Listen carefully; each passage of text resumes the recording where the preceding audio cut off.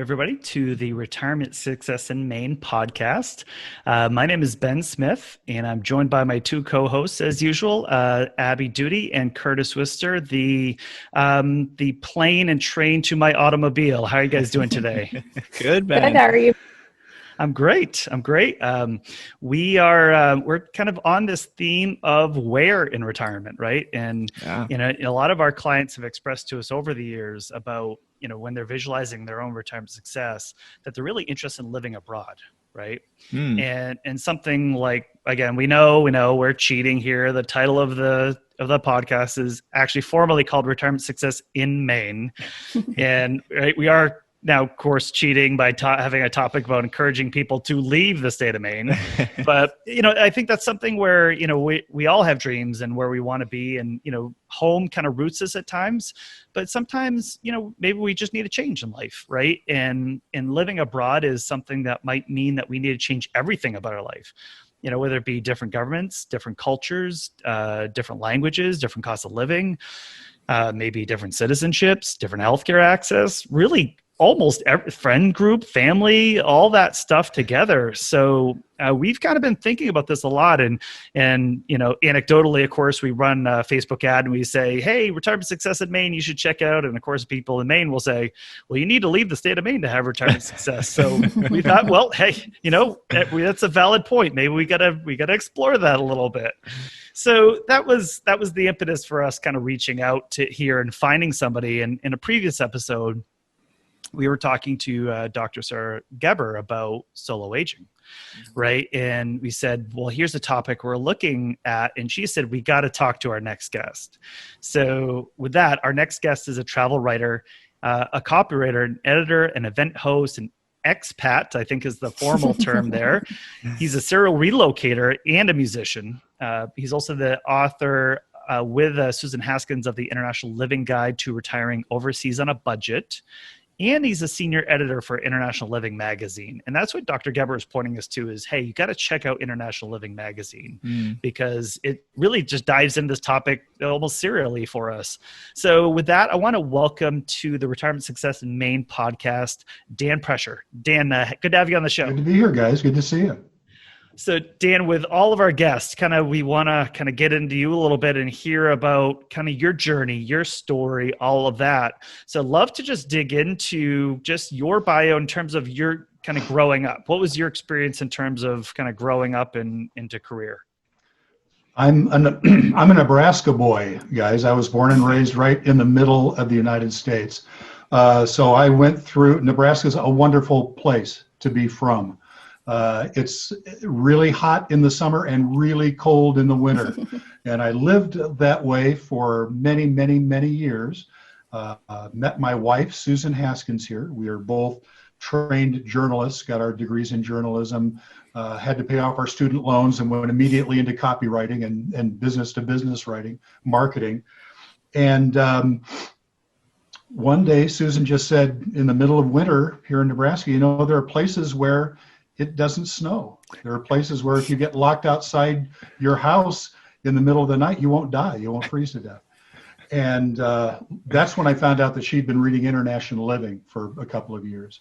And we did a little bit of exploring. We did a little bit of writing, and we found out there were people who were moving abroad and living wonderful lives in places that were warm year-round, cheaper than in the United States, and not really sacrificing anything in quality of life. So we figured, a couple of guys who were in the writing business might make a living writing about that. And that's what we did about 20 years ago. We've been doing that for about 2 decades now. Now, Dan, of course, that's scary, right? Is to go, hey, my life is in the middle, again, isolated here, not by oceans of any sort in the smack dab in the middle of the country. And this is what I've known. This is probably generations or generation or few of mine have known their entire lives is here. Yeah. So that's a big kind of courageous jump to just say, hey, I'm going to take this. And it's one thing to write about it, right? Is to go, hey, we can write about the experience, but let's go do this ourselves and talk about out of the comfort zone. So what kind of led you to ultimately take that jump and move out of the United States? Well, you said it, comfort zone. Most people stay in their comfort zone their whole lives, and that's fine. Being comfortable is a great thing. I enjoy being comfortable myself. But when we were offered the opportunity to go abroad for international living, we literally looked at ourselves and said, you know, if we don't do this now, we won't know how it will have turned out. We'll never know what this expat lifestyle thing is all about.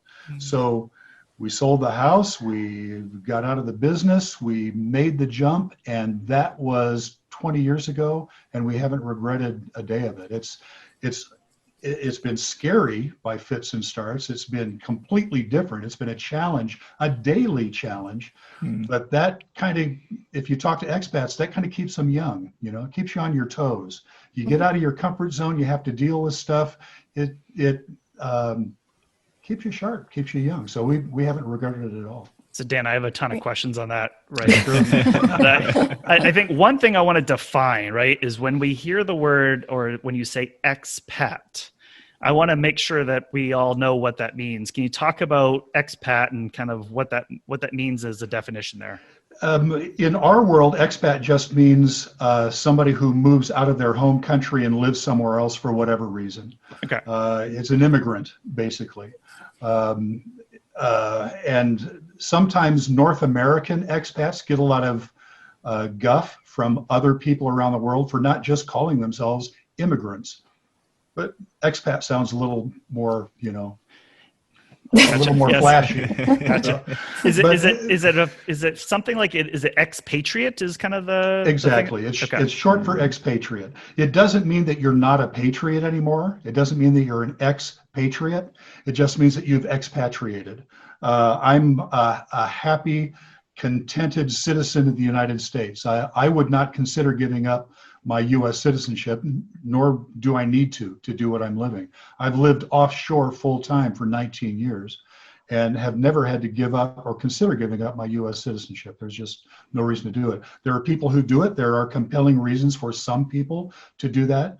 There are even more compelling reasons to acquire citizenship in another country, which doesn't mean you give up your U.S. citizenship, but having another passport can be a very useful and comforting thing sometimes. It all depends on your personal circumstances, but my wife and I have been the happy legal residents of several countries in Latin America and never have had to give up our U.S. citizenship and never even considered it. Can you talk about that journey a little bit more, Dan, in terms of where have you been? Because I want to hear that part. Sure. And then how has it been better than you thought? Right, because again, you have I think it's always romantic on the other side of the fence, right? It's always greener, is that, but so it's always, I want to hear that it has worked out in a way, but I also want to hear, how has it been more difficult in ways that you maybe didn't expect? So could you talk about that journey and kind of that pro and con? In 2001, in September, the second week of September, we went to France for an international living conference where we accepted the job to be international living correspondents in Ecuador, in Quito, Ecuador. Can I pause you for 1 second? Sure. So second week of September 2001. Sound familiar? There's a little bit of something that happened that week as you are starting your whole journey? We were in Paris when September 11 happened. We were stuck there for the next 2 weeks. Because nobody was flying. We couldn't get get out. And this is our first time out of the country for any extended length of time. So we're saying to ourselves, what have we done? But when we got back to the States, we went ahead and pulled the trigger. We sold our place. We sold the truck and the camper and all. I got rid of all my tools, put all of our stuff in storage. And by November, we were in Quito, Ecuador. We were the Ecuador correspondents for international living. And we spent our first 6 months there crying on just about a daily basis, wondering how we were going to manage this. Because at that time, we had never lived in another culture before. And it's very different. Something we found out pretty quickly is that North Americans, for some reason, kind of just assume that the rest of the world is the United States light. It's America at half the cost. And that's not the case. These are all individual places with their own histories, their own cultures. And once we grokked that, once we caught on to that, we were kind of hooked. moving out of the country is a difficult thing to do the first time. There's a lot to take care of. It can be a pretty detailed and specific endeavor. Doing it the second time is a little easier, and doing it again is a little easier. And I think like you said, we've become kind of serial relocators. Every couple of years we go, wow, what's next? Where can we go now? And right now we're planning where we're going when travel restrictions are listed, because I don't want to date this podcast or anything, but we are now in Omaha, Nebraska, where the pandemic caught us. Back in our hometown. We were visiting our granddaughter. We had decided before that to spend part-time in the United States after living abroad full-time for 19 years, because we wanted to be there for our granddaughter. We wanted to have a lot to do with raising her. And that's a big reason that a lot of expats, especially North American expats, come back to the United States. It's not a one-way trip. It's not like jumping off a cliff. You can do it full-time, you can do it part-time, you can do it for a couple of years and come back. Every time you do it, as far as we're concerned, you're better and wiser for it, and your horizons broaden a little bit, and you learn a little bit more about other countries, the rest of the world. So there's really no wrong way to do it unless you just do it for financial reasons. If you're not going to a place that you're not interested in, that the culture doesn't intrigue you, if you're just going because the cost of living is a fraction of what it is back home, you're an economic refugee. And I don't know anybody who's happy just being an economic refugee. There has to be some sense of adventure. You have to move with your heart instead of your wallet. Your wallet will follow if you pick the right place, and that we've certainly found that to be true. But you got to move with your heart first. That's my Dan Prescher's word of advice. Move with your heart. I like that, because that's really good, because especially I think what we're hearing from the people that we work with, or and I wouldn't say it's a universal thing, but there's a minority of people that go, man, wouldn't it be great to be able to do what you're saying, is like, I'd love to go to Ecuador, I'd love to go to this place, and I've never experienced this part of the world, and I don't want a vacation there. This isn't about like just, hey, I want to be 5 days and see 3 monuments and check it off a list, right? Is I really want to live and experience stuff, which you just can't do on a vacation, right? It's a very different experience there. So I want to ask you, Dan, in terms of, obviously you joined International Living magazine, and kind of that got you into this as well, in terms of marrying profession to kind of the lifestyle that you're looking for. But for those that don't have the profession side, and can you talk about International Living magazine and how it helps people on the lifestyle side, how it was founded, who is it targeted to, all of that? International Living started up about 41 years ago, and originally it was just one of those little email pamphlets that you get in the mail, like, you may already be a wiener. This is how to live abroad on pennies a day. Live like a king on pennies a day. The original live abroad on pennies a day guys. But it turns out to be true. There are places around the world where you can go and live on Social Security or an insurance annuity, or at that time, whatever your retirement income was. If you had a limited income from a retirement annuity or Social Security, these were places you could go to make it go as far as possible. And for years and years, International Living was aimed mainly at retirees, near retirees, post-retirees, to make fixed incomes go as far as possible. Then the internet happened, and the internet changed everything for everybody. Suddenly, careers became transportable. Suzan and I couldn't do our job without the internet. We're using the internet right now to produce your podcast. Almost any area of expertise you have, you can monetize by putting it on the internet, and people found that out. And if you can be a copy editor or be a graphic artist or be a business consultant and do it from the beach in Panama or from the little mountain town of Dalat in Vietnam, why wouldn't you?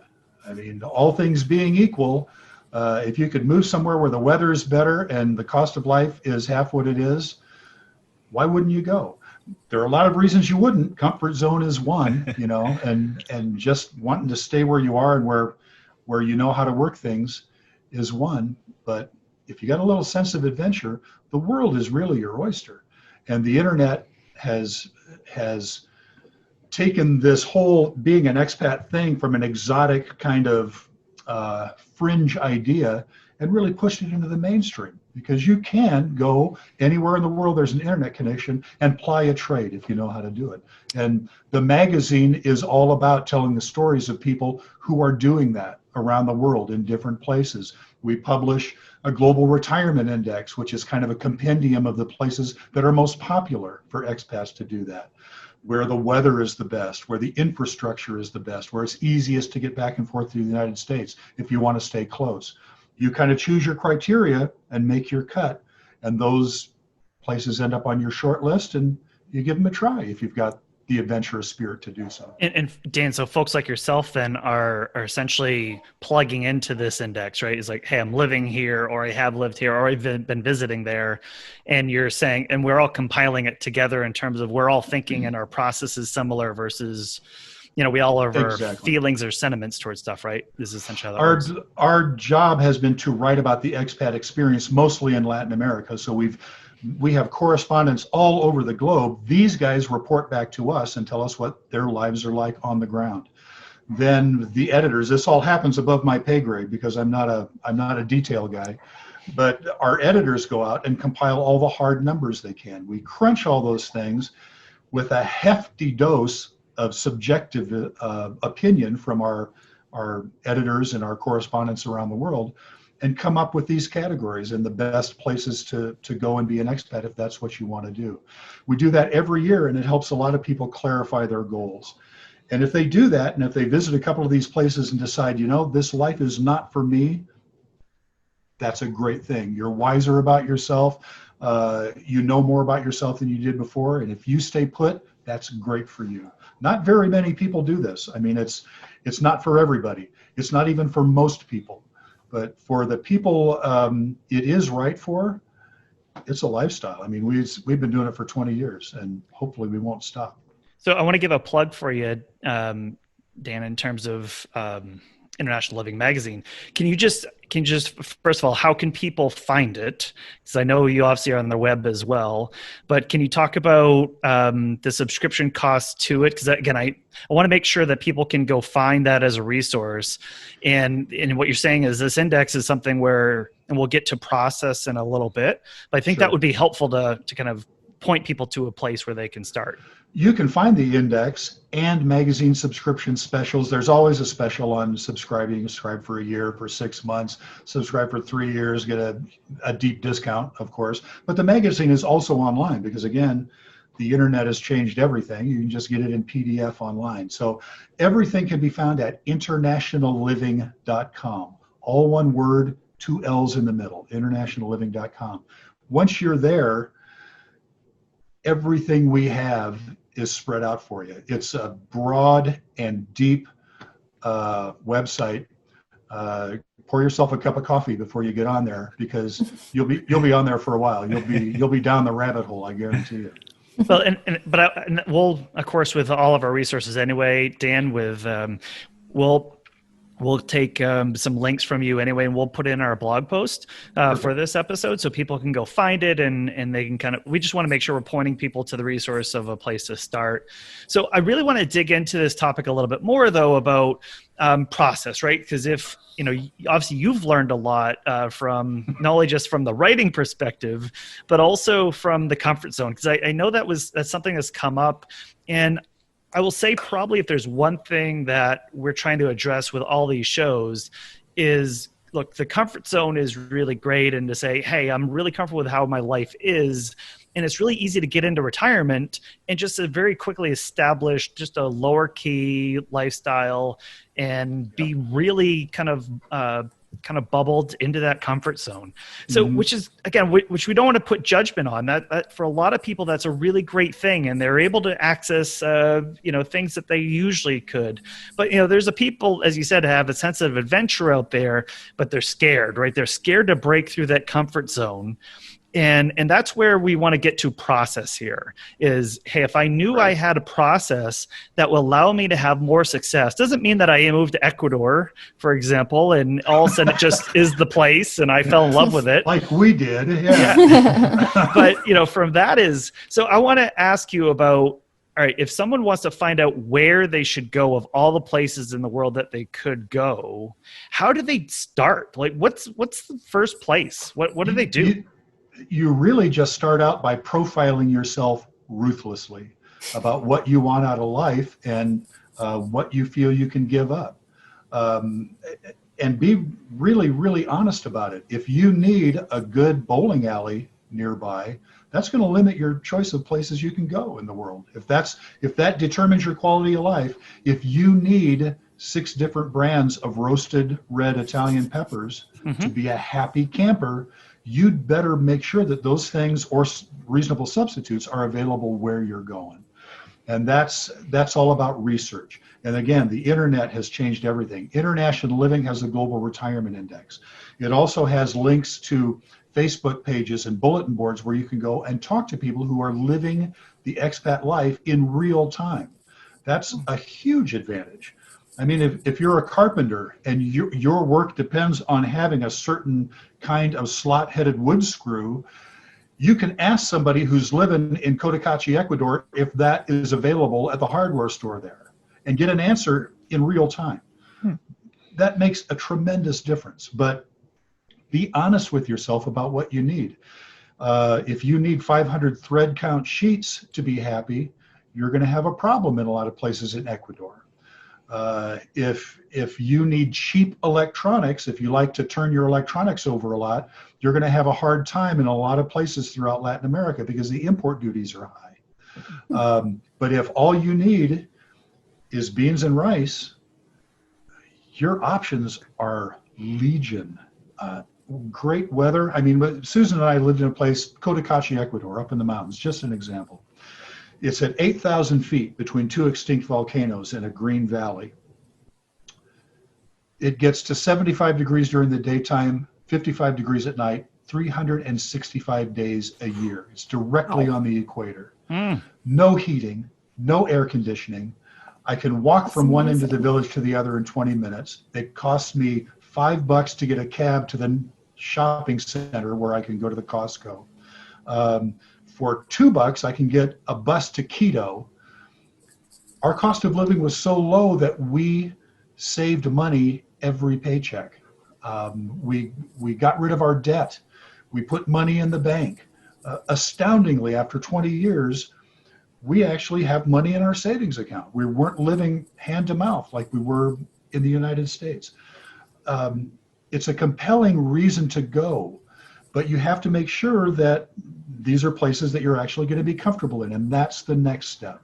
You profile yourself ruthlessly. You make a short list of the places that match the criteria that you want. You may think you want to be on a beach, but once you're there, you're going to find out that that's where they keep the bugs in the sand. You may change your mind and find out you want to go to the mountains. It'd be great to go to the mountains beforehand and find that out for yourself. Suzan and I thought we were beach people. We definitely like to be high and dry. Interesting. Pick those short places, go there, get your feet on the ground long enough for it not to be a vacation. You have to find out what it's like to try to open a bank account, to get your utilities hooked up, to get your phone service going. Once you do that in a couple of places, you'll get a gut feeling about a place, about if this is the right place for you, if this is the right lifestyle for you to begin with. Then you can start thinking about renting a place there and having your tying up your affairs in the United States in such a way that you can move conveniently to another place without leaving a lot of loose ends. And that's a process in and of itself. There's a checklist that you can go down. Your home office, get your mail online, get your finances online as much as possible. All of those things, get your pet certificate, health certificate if you're moving with your furry friends. All of that stuff, there's a checklist for all of that. And you go down the checklist, you make the move, and you celebrate life. So Dan, because you're talking about sampling here, right? You're saying, okay, that I move here, and what you originally described is, hey, for the first 30 days when you first moved, you cried every day. Yeah. You know, right? Well, and for you're the going, first 6 months. Yeah. So that's something where you're going, hey, well, I move and I sample it and I go, what's the right amount of time to understand whether I am going to be happy? Or because again, you had to go over a significant hurdle to get to that point of like, no, we can do this. Right. We you know, maybe there's something about it we needed to change, even within Ecuador or where else. Like, maybe I was going to be on the hut on the beach. I need to be in the mountains. Right. Well, that's a completely different thing. As I uprooted, the vision in my head was the hut on the beach, and we're doing these things, and we're fishing every day, whatever the thing is. And then you have to adjust to do something else. So, what has been kind of the idea of like, how do I know if maybe I just made the terrible decision? Like I shouldn't have done this. You'll know. Yeah. You will know. Here's the experience that Susan and I had. We got to international living. We had a little office that we had to get up and running because we were still working. We were writing from there. It was the 6 months after 9/11. Nobody was going anywhere. Nobody was flying. The expat community in Ecuador was fairly small at that time and insular. And every day we'd get up with a long checklist of things that we had to get done. By the end of the day, we hadn't got one of those things done. And it was very, very frustrating. It took us 6 months to realize that was our fault. That those were our type A expectations moving from the United States, trying to impose our needs on a Latin American culture where that wasn't important. Mm-hmm. Our adjustment was to make a list of one thing every day. And if we got that one thing done, we'd go out to dinner and we'd celebrate. And if we didn't get that one thing done, we did what all of our local friends in Ecuador did. We went, mañana, we'll get it done tomorrow. Hmm. It was so relaxing and so liberating. I mean, the pressure was just off. The weather is so fine where we lived that, I come from Nebraska. You guys are in Maine. If you don't get your ducks in a row, winter will kill you. Mm-hmm. That's right. This is not the case in many of the places that Susan and I have lived. And we lived in those places purposely because of that. The pressure's off. You can eat fruit off the trees. I mean, if you just want to live on fish and rice, you can do that. And it doesn't cost you much money. If that's the lifestyle you want, that's what you get. But you have to leave your expectations at home and stay really light on your feet. We brought a container load of stuff with us to Mexico when we moved there right after Ecuador. Most of that stuff is gone now. We've moved so many times that we found out most of that stuff was just an anchor tied to our butts. We'd go back every couple of years, look at our storage bin and say, why on earth did we keep that? And we just have shed stuff over the years. We now realize that the stuff the baggage we want most are memories and experiences. All the rest of that material baggage, you can get anywhere on the planet if you want it. I mean, you don't have to bring your Tefal pans with you. They're perfectly serviceable frying pans in Ecuador and Panama. And you can get that stuff anywhere. But the experience, the friends, the challenges, that's what you make the move for, really. Dan, I want to ask, I don't know if it's a legal question, but kind of the whole like citizenship piece, because I get, and this is just from, I think, my own ignorance of how that works is, hey, if I'm a US citizen and I want to go live somewhere for a period of time, like it feels like there would be different restrictions based on how long you can live somewhere, or without getting maybe dual citizenships, or right. What if I want to do what you're talking about? I do want to move every so often, but what if it wants to be 2 years? Do that have to become like a citizen of another country and another country and another? Like, how does that whole thing work? Because I can see where that could be very overwhelming. Yeah. One of the reasons Susan and I concentrate on Latin America is because it's so easy throughout much of the Western Hemisphere. You can go to most of the countries in the Western Hemisphere on a tourist visa with a U.S. passport and stay for up to 6 months.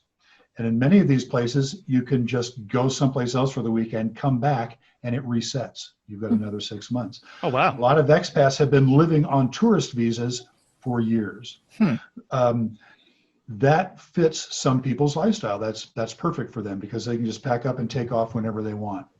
That has no effect on your U.S. citizenship. It has no effect on how often you can come back and forth to the United States. The next step above that are visas. And almost every country that Susan and I have lived in has a retiree visa. They call them pensionado visas. All you have to do is show that you have a Social Security income or an annuity income, or in many cases, just enough money in the bank to show that you could get $1,500 or $1,000 or $1,250 a month if you wanted to. And you can get a residency visa as a pensionado. You can get an investment visa if you buy a home in one of these countries that's over a certain amount of money. That gets you a visa as an investor in that country because you bought real estate. Good to know. And these visas have varying lengths of time that they're good, varying ways that they're renewable. But if you want to stay in a country that you fall in love with, there are a number of ways to do it. All of them are a little bureaucratic because we're humans and it's the world. And bureaucracy is what we do, but it's no more onerous than the bureaucracy in the United States. It's just different. And finding local resources, which is another huge reason to have good contacts and do good research, having local professional resources to get you through that, to get the visa stuff done, to get the legal requirements done. If you're going to do business in a country, to interface with the tax system there, whether or not there's dual taxation, which in most places there isn't, but sometimes taxes in a foreign country will impact your taxes in the United States. All of that stuff, having professional resources to help you with is a big plus. But people do it all the time, every day, and they're easy to talk to now, thanks to the internet. And it's, like I say, it's just bureaucracy. Nobody likes it, but it's everywhere. You deal with it. So we touched on this a little bit earlier about the excuses not to move. So what are some of those excuses that you guys hear, and what are some reasons to overcome those, or how do you overcome some of those myths? And then kind of going hand in hand, how do retirees work to integrate themselves in these new cultures where languages they might not be familiar with? You bring up language, and that's a huge hurdle for a lot of North Americans because, again, we figure just everybody in the world speaks English. Right. And if they don't, if we just yell it a little louder and slower, they will get it. And of course, that's not the case. What turns out to be the case is that almost everybody we've ever run into in Latin America and around most of the rest of the world has at least a little English or knows somebody who does. We have almost never been in a situation where there hasn't been somebody around us who's had enough English to help us out and get us through. But learning the language is not only courteous because you're living in a place where English isn't the first language, it broadens your cultural horizons by orders of magnitude and makes everything so much better. It's not hard for people of a certain age, like me, to learn a second language. You don't have to be fluent. You just have to be functional. You just have to know enough. And that's not a hard thing. And there are people who specialize in teaching second languages, especially Spanish, in ways that folks of a certain age have an easy time getting. It shouldn't be a hurdle. If it is, that's fine. If you don't even want to mess with it, that's fine. And there are enclaves of North American expats who live in foreign countries who never bother to learn the language and never bother to speak to anybody in anything but English. It's possible to do. It's, in my opinion, that's not the best experience, but it's possible to do. That's the one big hurdle. The other big hurdle is safety. As weird as this is to think about, if you pay attention to the news cycle in the United States, you know how many really dangerous places there are in the U.S. But everybody thinks outside the U.S. is more dangerous. Most of the places, I take that back, all of the places that Susan and I have lived in throughout Latin America, and we've lived in 7 different communities in 4 different countries in Latin America, have been statistically safer than Omaha, Nebraska, if you just go by murder count. Interesting. That might have a lot to do with reporting, you know, the policing systems, the informational systems are different in these countries. We've never lived in a community in one of these countries where we have felt less safe than we have in Omaha, Nebraska, or in Casper, Wyoming, or in Kansas City, Missouri. That's something that expats learn when they move abroad, that they don't necessarily, there's no way for them to experience that unless they go and try it out for themselves.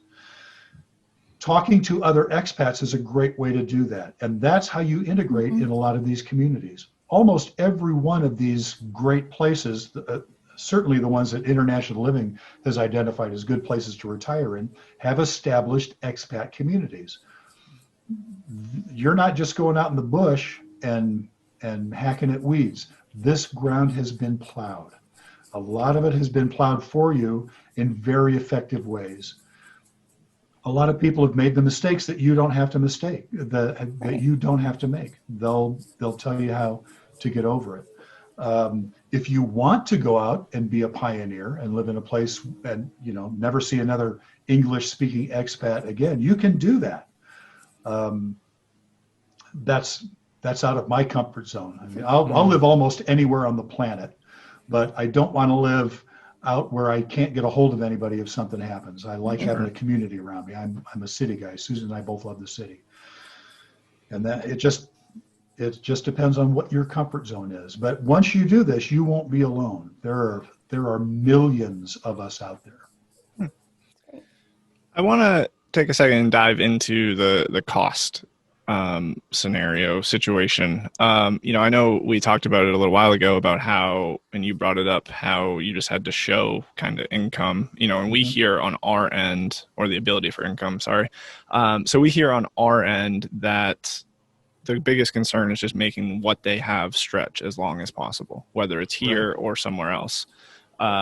And I know you discussed your kind of personal situation living in the mountains, and it was super inexpensive, or in between the 2 volcanoes. Can you just share some stories or other situations of success like that? And then kind of conversely, maybe some situations or stories of where people found it wasn't less expensive and ended up costing them more. Right. You can spend as much or as little as you want anywhere on the planet that you are. You realize that. I mean, we could have spent millions of dollars in Cotacachi, Ecuador, if we'd wanted to, building fabulous houses and importing Italian marble for, you know, new construction, stuff like that. Yeah. It depends on your lifestyle. But that being said, if you moved, I'll use Ecuador, Cotacachi, Ecuador as an example. We bought a condo there, fee simple. We owned it with a tourist visa, which is perfectly possible in Ecuador, for $52,000. It was only 1,100 square feet. A third of it was outside, terrace, but that's where we spent most of our time because the weather was perfect. Our property taxes were less than $60 a year. Wow, for that thing. Take your property taxes off the top of your budget. Yeah. Okay, just wipe that out. We never had to own a car there. It didn't even occur to us to own our own vehicle. Public transportation was much too cheap and much too available. You could go everywhere if you couldn't get there on foot. Take a vehicle off the top of your budget. The maintenance, the insurance, just take it out of your budget. We didn't do this, but residents that we know who lived, we traveled too much, so we didn't join the Ecuadorian public health system. Most of the places we've lived have public health systems where, strange as this is to relate, healthcare is a human right. What a concept. So these guys would interface with the Ecuadorian public health system and spend maybe $50, $60, $100, $150 a month on comprehensive health insurance with no pre-existing conditions. Yeah. Take your insurance off the top of your budget and see what that does to it.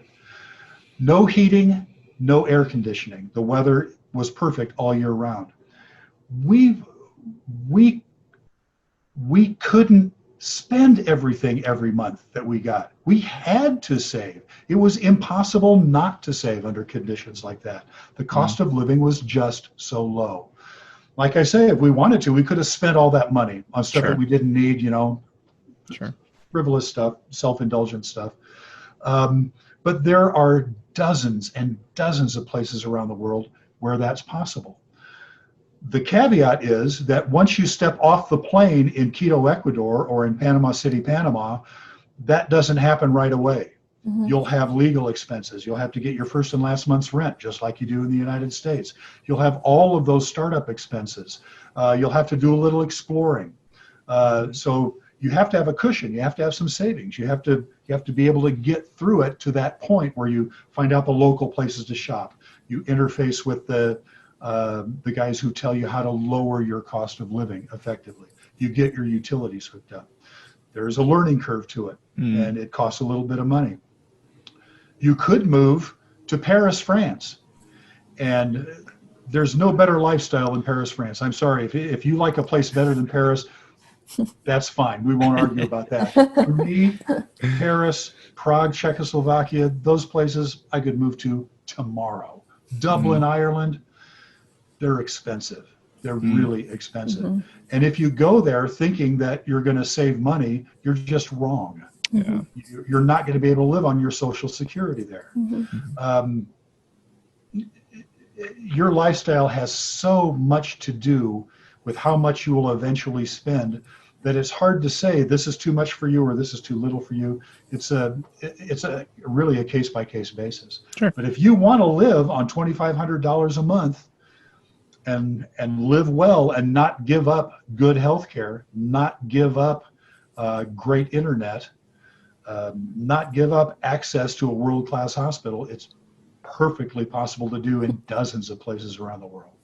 That's really good to know, because again, from a kind of a barrier thing, I think there's an assumption, right, of all those things, right? Is like, no, well, I didn't, my rent is going to be the same, or my, again, Northeast where heating oil is a huge thing. And as you said, property taxes, and you basically listed the top 5 things on all of our kind of expense budget that we have to pay for.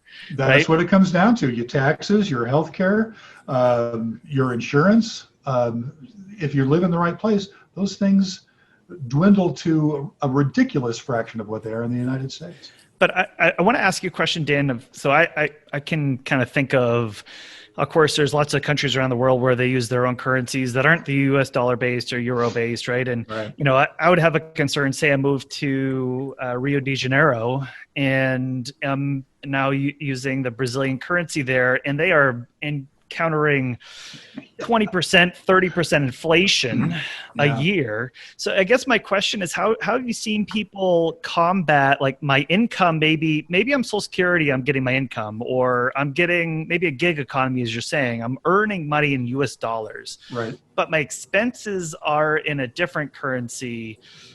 I can see where I think all 3 of us would probably have trouble keeping that straight. But how does somebody in this situation kind of combat not only just the income minus expense, but now income minus expense in different currencies? Right. It's again, that's stuff that happens above my pay grade. The math center of my brain disappeared sometime in grade school. Okay. And I don't do those things well. For people like me, there's Panama, where they use the US dollar. Ecuador dollarized their economy in 2000, I think 2000, 1999 or 2000, used the US dollar.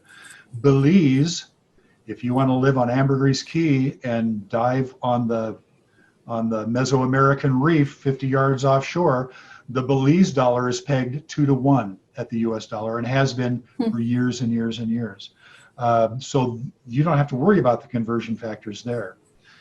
In Mexico, Susan and I have lived in 3 different places in Mexico: San Miguel de Allende, Merida, and Ajijic, south of Guadalajara. When we first got there, the exchange rate was about 14 to 1, 14 pesos to 1 US dollar. The exchange rate now is, I think, at 20 or more. Wow. which means that if I'm getting paid in US dollars and bringing US dollars into Mexico, things are fabulously affordable for me. The last time we were there, we couldn't afford to cook at home. It was too cheap to go to a restaurant. Our US dollar, the exchange rate was so favorable to the US dollar that it was a remarkable bargain. If tomorrow the exchange rate went suddenly to 9 pesos to the dollar, all of that would change. And we'd have to deal with that. The Canadians really hate us because their dollar exchange rate is not the same as the US dollar exchange rate, and they don't know why. They would like it to be the same, but it's not. So those are things that you really have to deal with. The real,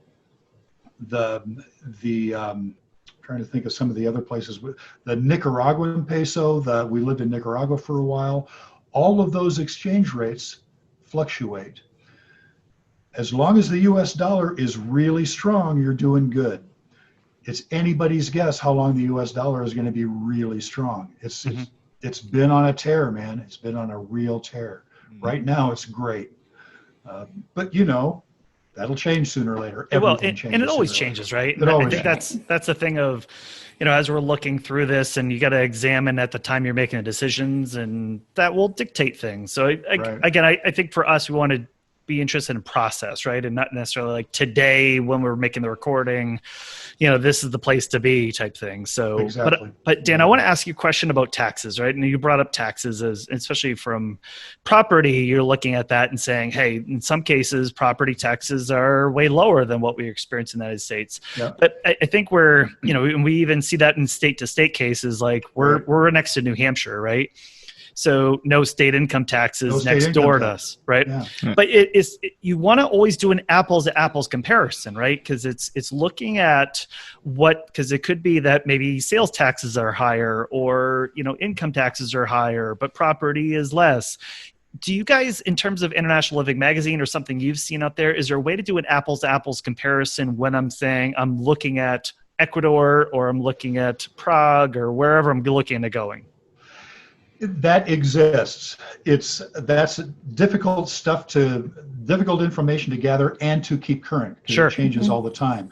But there is what we call a tax Bible on the International Living website. It's in the bookstore. Go to the bookstore and look for some of those titles, because all of that stuff gets addressed in special reports, in tax Bibles that get put together. Realize it's a moving target. It's always been a moving target. Most countries have IVA, value-added taxes. So you're paying taxes on the goods that you actually buy up front, which is one reason income taxes can be so low, which is one reason property taxes can be so low. In a lot of places, you get what you pay for. And if your property taxes are really low, it might mean that the local schools aren't so hot. It might mean the electricity goes off a couple times a week. It might mean that the water isn't potable, that you might be better off drinking bottled water. And those are real concerns. You can save a lot of money in some ways, but you might give it back in others, getting bottled water or getting a generator for when the power goes off, if you need to do that. Or you can just live like a local and say, power's off, have a beer. That's always a good strategy. That's great. Situations like that. So we have a few younger clients who have subscribed to the FIRE, right? So the Financial Independence Retire Early theme. Yeah. I have heard of that. Yes. And so they are looking to possibly set sail and travel around the world by sailboat. And I think you guys refer to this as a roving retirement. Right. So what are some strategies that people can use to successfully do this, right? Because it's different than just living in a single place. You're kind of all over the place. So, yeah. As an old guy, I don't know as much about that as some of the younger people in the International Living Organization, but I know for a fact that we are developing a product now that deals with working visas in Europe, because one of our correspondents lives in Prague, Czechoslovakia, and is on a working visa. Everybody's heard of Estonia. You can go there and get a really cheap working visa and live there for a year and take advantage of their internet system, their infrastructure, which is world-class, top-notch. We're going to put together a product. It'll be a white paper, a special report that we'll offer on the website that highlights the best of those and the ways to take advantage of them. If you're on a boat, all you really need to do is get to a harbor that has a Wi-Fi connection, I think. Then you're close enough to do your job online. It will depend on where your income is generated, what your tax situation is. If your income actually comes from, well, if your income comes from a company in the United States, that's one situation. If your income comes from a company based in Ireland, that's another situation. If it comes from a company based in Brazil, that's another situation. If you're an independent contractor, it depends on where your tax residency is. And all of those are considerations. Those are ducks that you get in a row by thinking about what visa is best for you and where you want it. Again, bureaucracy has a lot to do with that, and I hate bureaucracy, so I don't pay any attention to it. I let my tax guy and my local legal consultant take care of that. Stay compliant is my only word of advice. Whatever the rules are, stay compliant. And Dan, that's what I just want to ask a quick question there, right? Is obviously if you're going to be doing these sorts of things or moving, you want someone with expertise in terms of like, okay, if you're a U.S. citizen and you are earning income, but you have all these other situations internationally, right? You want to go to somebody that has that expertise and can help you navigate those laws appropriately and not be accused of doing something nefarious along the way, right? So exactly. And you can find that expertise in the United States. The people that know how to do expat taxes, because as you guys probably know, if you're a U.S. citizen, you're obliged to file your taxes every year. You may not have to pay them. I mean, you may be earning little enough and living on little enough not to have to pay taxes, but you always have to file. Right. And you can find U.S. tax experts who specialize in that. Many times the legal experts in countries with big North American expat populations, local resources will specialize in that as well, because it behooves them to know how their local clients are interfacing with the U.S. tax system. So they'll have a body of knowledge about that as well. You can find these guys. I know people who do it themselves. I'm not able to do that. I need professional help to do that. That sounds God pretty bless scary. those guys. Yeah. It's scary. Dan, I want to kind of rotate this conversation to healthcare. And I know we talked about it a little while ago, but I really want to dive in. So say I'm considering moving out of the country.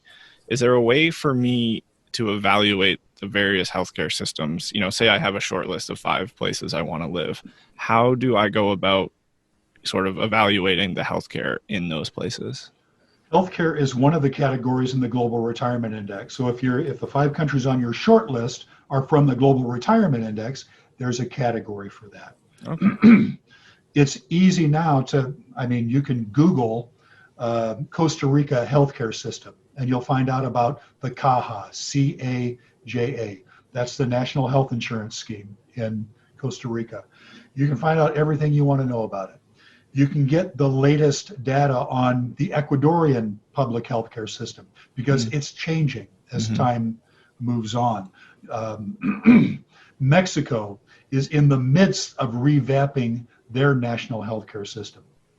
But keep in mind that in most of these countries, the national healthcare system isn't the only game in town.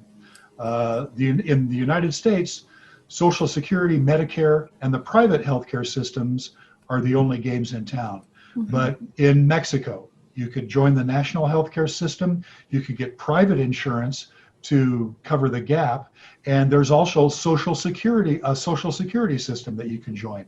That may change in the near future, but Costa Rica, same way. Any interface you have with the public healthcare system, you can get in the private healthcare system as well. Just go to an insurance company and get gap insurance, or insure yourself fully with private insurance if you want. Or if you're young and strong, pay out of pocket. because you can get comparison tables of what it costs to get a knee replacement, or get an appendectomy, or get a facelift, compared to what it costs in the United States. Most of the time you'll find that it costs a fraction of what it costs there. And for years, Susan and I happily paid out of pocket for what little healthcare expenses we had in Ecuador, in Nicaragua, in Panama. Now we're older. I qualify for Medicare, which I think is a really great deal. Don't get me wrong, one of the best health insurance plans on the planet. Sure. I hope it lasts. I hope we keep funding it. We'll see how long it goes. But we could go to Costa Rica next year and happily join the national healthcare system there. It's a matter of options. You have so many options that it's really up to you to cobble together the healthcare plan that best fits your individual needs. For a lot of people, joining the national healthcare plan is not the best deal. You might not want to do it. You might want to get private insurance just to cover catastrophic stuff and pay out of pocket for the rest. You'll really limit your healthcare expenses that way. But if you can afford $100, $200 a month, $300 a month for a family to get what amounts to full coverage with no pre-existing conditions in a lot of these countries, why not do it? That's a good feeling. And I will add that in every major metropolitan area that Susan and I have lived next to in these countries, there has been a hospital that's been the equal of or better than any hospital that we've had in the United States. Wow. It's just a myth that the United States has the best health care on the planet. By almost any measure, outcomes, cost, infant mortality, longevity, by almost any measure, the United States hasn't been in the top 10 for a long time. France always tops those indexes. Most European countries top those indexes. And surprisingly, most metropolitan areas in Latin America will be at the top of those indexes as well. So you don't sacrifice quality.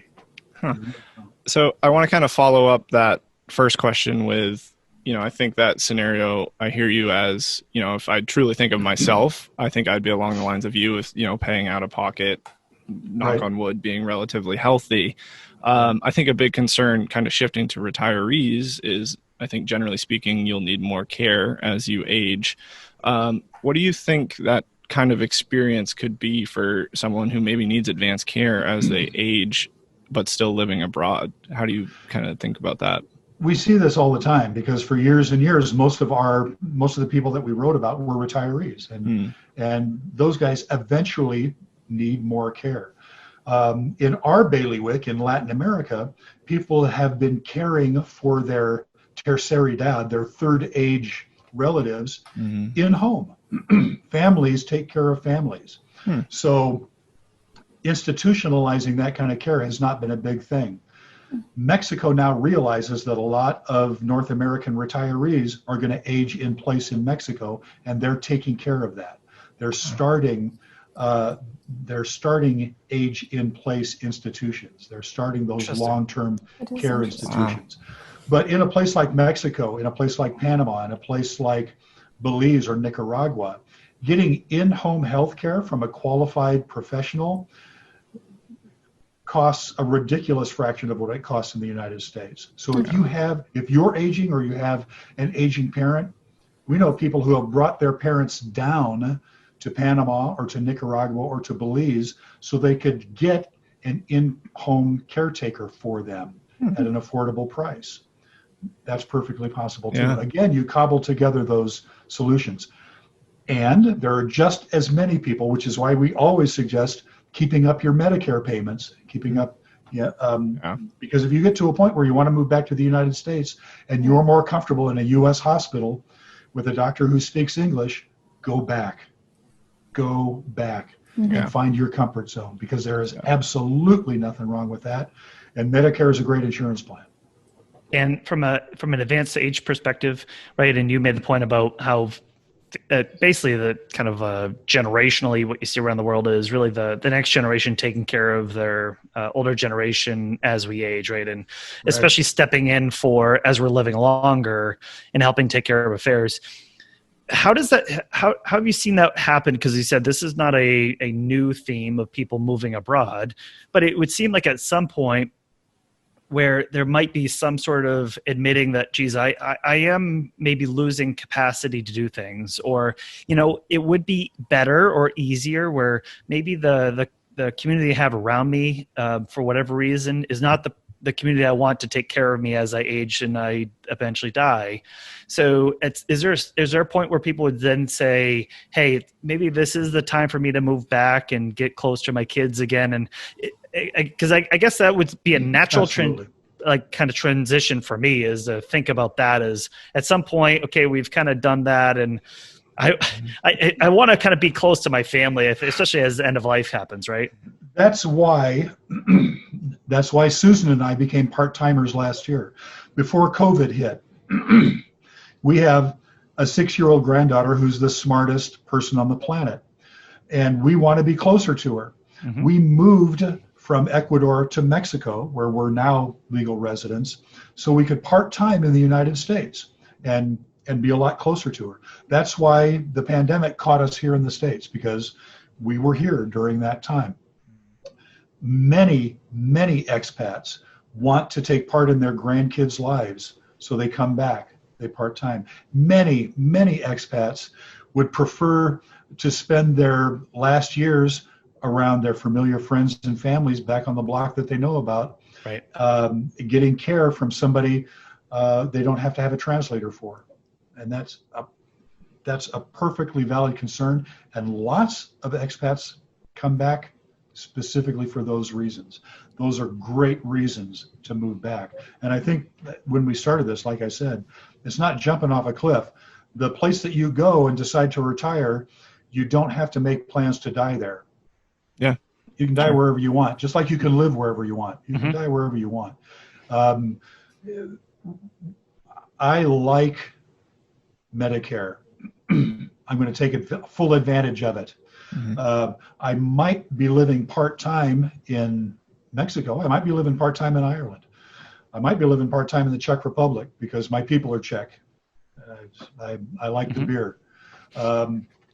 But I see nothing wrong with having a foot in both places, because, like I said before, I'm a very patriotic, happy U.S. citizen, and my heart is here, and my heart is also in Ecuador and Panama City and all those other places that we've moved. Suzan and I have just become, it's like becoming a citizen of the world, you know? It truly is. It broadens your outlook. It doesn't make you like the U.S. any less. It just makes you like the rest of the world more. I love that. Great. So we touched on this a little bit, but learning from other people's experiences can be really valuable, especially when making these moves abroad. So what are some common mistakes that you see retirees going through when they go about making the big move abroad? And how can we learn from those mistakes? The biggest mistake, and I've touched on this before, is an attitude mistake. It's the attitude of thinking that wherever you go in the world, it's going to be just like the U.S., only cheaper or in a funnier language. Mm-hmm. And that's not the case. You have to be ready for people to have different concepts of time and different concepts of responsibility and different concepts of family. You have to stay light on your feet in that regard. You also have to maintain a sense of humor, because not everybody in the United States, or not everybody around the world, wants to be a U.S. citizen. And when you come there with your U.S. attitudes and you say, you know, that's not the way we do it in the United States, they will just laugh at you. Because, you know, we don't want to be Americans. We're perfectly happy being Brazilians. We're perfectly happy being Uruguayans. We're perfectly happy being Panamanians. You guys have some great stuff, but if I want it, I'll ask you for it. Don't just unload it on me. Another common problem is that people think they're going to save money immediately, and they don't have a big enough cushion. They don't have a big enough float to get them through that first 6 months or a year, especially if they find out that they've chosen the wrong country and they want to change their mind. If they do it again. If they want to decamp and find another place to go, you're going to have some float. And it's just smart to have a float all the time. But especially when you're establishing yourself in another country, no matter how low the cost of living, you're going to need some cash. You're going to need some cushion. And a lot of people don't realize that. And a lot of people don't realize also how much they're going to miss back home. It's we've seen a lot of really, I tear up just thinking about it, but they've lived in a beautiful place with lots of great friends for about 6 months, 8 months, and they just miss home so bad. But again, the internet has changed a lot of that. We saw a lot of that the first 10 years that we were working for International Living. Now we can get on a Zoom call like this with our friends and family once a night and catch up. It eases that burden a lot. But still, if you've got a grandkid back home, you got to get back there. You have to get your hands on them. You guys will find out. You'll learn all about that. You'll figure it out. That's great. So Dan, a way that we love to end every conversation we have with our guests is kind of flipping the playbook on you. And so the name of the show is the Retirement Success in Maine podcast. Someone like yourself who has, I know we hear a lot of people who answer this question as they want to travel. So someone as you, like you, who has traveled a lot of your adult life, how do you see retirement success going for you? Like, how do you define a successful retirement? Wow, great question. To me, having a successful retirement, I got to be honest, it means doing what I'm doing. Retirement has completely changed in the last decade or two. People don't just stop doing what they have been doing all their lives at 65 and swinging a hammock. Right. I love what I'm doing for International Living. I host conferences. I write. I like the people I work with. I like the people I talk to. I'll do this until they tell me to stop. That's my hope for retirement. I hope to do it wherever on the planet I want to do it. Of course, Sure. I'd love to do it from Ireland. I'd love to do it from Galway. I might not be able to afford to do that. But I know that I can afford to do it from Costa Rica. I know that I can afford to do it from Boquete in Panama. I just want to keep active and interested and engaged. And living abroad is the best way I know to stay active and interested and engaged, because there's a challenge every day. You have to be active. You have to be interested. You have to be engaged. That's the lifestyle. Engagement is the lifestyle. So I want to do that till I drop.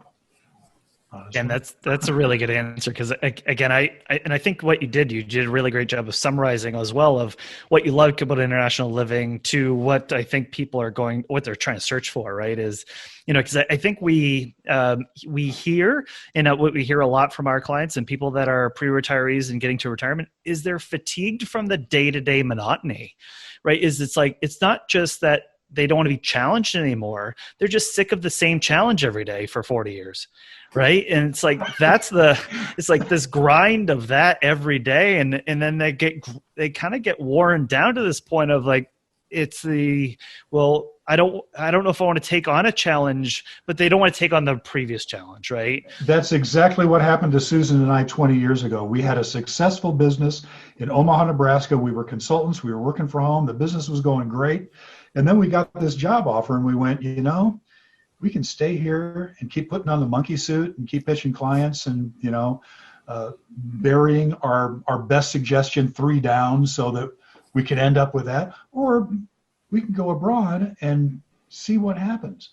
So you really have to have an appetite for novelty. You have to have a sense of adventure. But like I say, that's what keeps us alive. That's what keeps us going. So and keep us young, right? And keeps us young. I want to do that till I drop. because again, we're looking at 30 years in retirement, and we want people to go, hey, let's stay active, let's stay engaged, let's have fun. That's a long time. It's a long time. Yeah. Let's have fun, right? And exactly. I think for some people, and maybe I can kind of say with envy, is like, man, that sounds really exciting, right? Is to kind of see new things every day and to kind of live it. So retry it. If you got a Social Security nut and you've got something you always wanted to do, move someplace warm where the cost of living is half as much as it is where you live now, and give it a shot. And you said the key word up here, right? Is everyone? I think everyone's attention was like, warm. Oh, sign me up. That sounds great. Yeah, warm and interesting. Yeah. Yes. So Dan, thanks for coming on the show. We really, really can't thank you enough. And I think a really great representative of international living, but also as a theme, right? Is someone that's done it, someone that can speak to it and the challenges and the mistakes and the lessons. So we appreciate you coming on Retirement Success in Maine podcast today. My pleasure, guys. Thanks for having me. Take care. Have a good day. So living internationally in retirement, right? So again, sorry to cheat. We'll apologize up front. We're telling people here's how to live outside of the state of Maine. But, again, from our side is, I think that's a pretty honest thing of people saying, hey, I've really enjoyed where I've lived and I've been in the state or the United States in general. But, I kind of am curious about this thing about going somewhere else. And, I see it with even my family is that we hear that like, well, I would move, but your son is here. My grandson is right here. I can't go anywhere, but I would love to be somewhere where it's 80 degrees every day. Sure. You hear that and you go, well, why not? Right? Why not? Why couldn't you do it? And it's that bubble. It's that comfort zone. Right. And what we wanted to do was have Dan come on and really provide a little bit of like, let's put the pinprick to that bubble, right? And let's kind of pop that a little bit and show how you can do stuff. Mm-hmm. So what a great kind of representative, since he's already lived like 4 or 5 places. Yeah. Seen the experiences. So it's such a great, I think, honor for us to kind of hear from his experience, because I think that's something that it would be tough for us to naturally find. So that was a really good one. Of course, we like to highlight lessons from our shows. So I will have Curtis start us off here with something that you liked from our talk with Dan today. Yeah, I think a really important piece that stuck out to me, and Dan kept bringing it up, was the idea of, people want to go live somewhere that's cheaper. And I think he made it very clear it's very possible to do that. But I think it's also easy to fall victim to going there with nothing and thinking you're just going to live this life. He mentioned always having that float in your bank account in the first 6 or 12 months, having some cash, because there will be some money to kind of get going, whether it's setting up utilities or finding a place to live or, various things like that, I think you see even here when you move. So I'm glad he mentioned that, because again, I think it's easy for someone to say, oh, I can live for a quarter of my costs in Ecuador, and they just move up and don't really think about what they might have to spend when they get there to get rolling. Interesting too is, and just as an aside, but he kind of said, after our second or third move, we kind of figured out like that shipping container that was following us around everywhere. Yeah, really wasn't necessary, since I could go down the street to Costco. I'm like, wait a second, there's. I know. Yeah, when he said a $2 bus ride to Costco, I was like, maybe I can go live there. Hold on. It's like, because you can do everything at Costco, right? Exactly. So I think that was a really kind of a good point, Curtis, there, because I think that's something where people don't, just like if you are moving into, even if you're moving out of your house and into downsizing a house somewhere, more likely the furniture you have in your existing place is not going to fit the new place, and so there's that is a requirement, I think, regardless if you're going internationally or just down the street, you're going to have that going on. But good for him to point that out. Abby, from your end, what was something you took away from our talk with Dan today? So I found it really interesting how he kept bringing up the attitude that people have when they move, right? So not going to a foreign country and trying to have it be just like America, because it's not, and it never will be. So going there with a good attitude and open mind to just experience what that country has to offer is really the best way that he's seen the outcomes end up. So being as open as possible without impressing your own thoughts about the country ahead of time is really important. So I found that really interesting. And I'm sure, right, you have a lifelong lessons of culture that we've absorbed in the United States, of norms and things that we say, this is the way that should be. And to then kind of, as he said, he's learning things every day of like, oh, well, you don't do it this way, you do it that way. And right.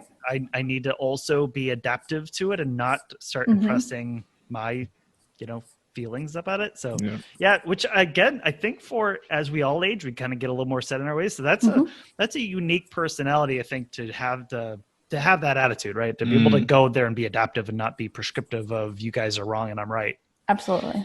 I want to just kind of, I thought one thing that I liked a lot and was Dan showing vulnerability on his first move, right? Because I could see where people could listen to this and go, hey, Dan did it, and here's how he did it, and here's some process, and you get all the checklists.